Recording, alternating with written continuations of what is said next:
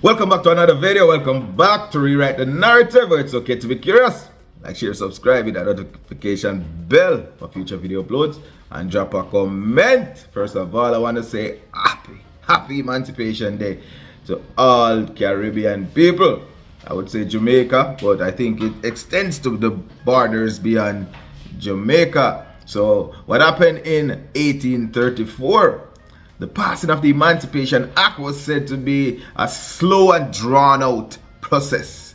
However, it is believed that on August 1st, 1984 marked a special day for Africans in British colonies. And it was the day they received freedom from slavery.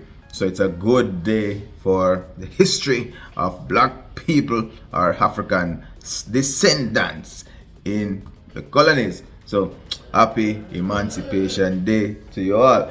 Now, today mark the eve of the first day of the athletics part of the Olympics, and we'll see a few Jamaicans in action starting tonight. So tomorrow morning when you wake up, we would have had some results. We would have seen what we have been hyping up for so long. We'll see the women high jump at 3 a.m. Friday morning, which is literally Thursday night. We'll see the 100 meter heats, the women 100 meter heats that start at 4:50 a.m. Jamaica time.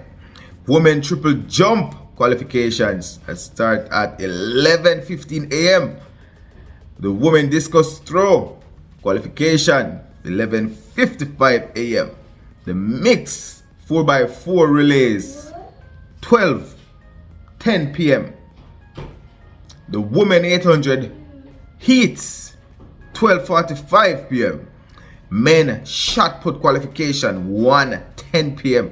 Women discus throw qualification, and that will be at 1:20 p.m. And there you have it. That's what we'll be seeing for tomorrow. But in the news overall, Jamaica it had been buzzing yesterday. Sharika had a bombshell where she pulled out of the 100, and it threw track and field in a frenzy. The entire world was looking or banking on Sharika either winning or challenging Shakiri.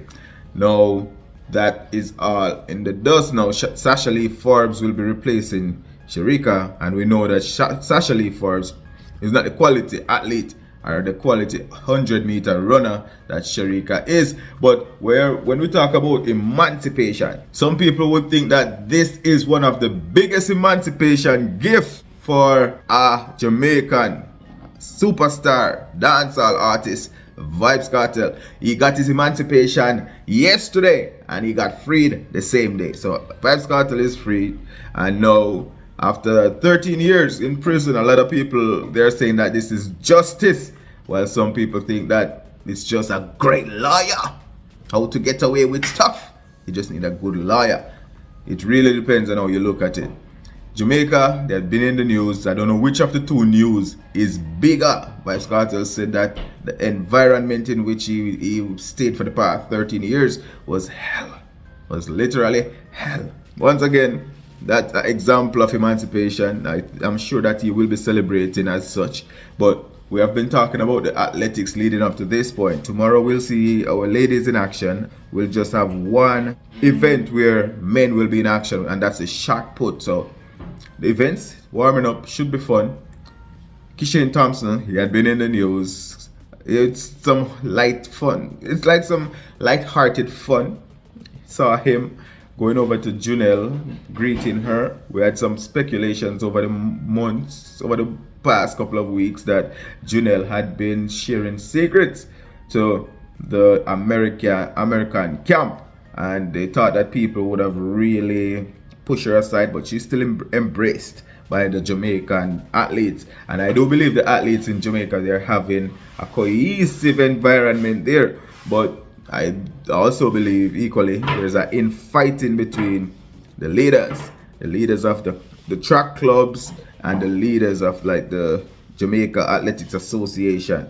I don't believe that they're as cohesive as they could be, because information is getting out through the media instead of being passed around between the organizations, and as a result, Jamaica is looking less than what they actually are.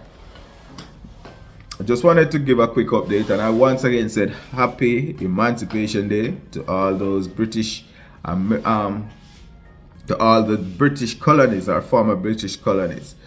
Rewrite the narrative, like, share, and subscribe.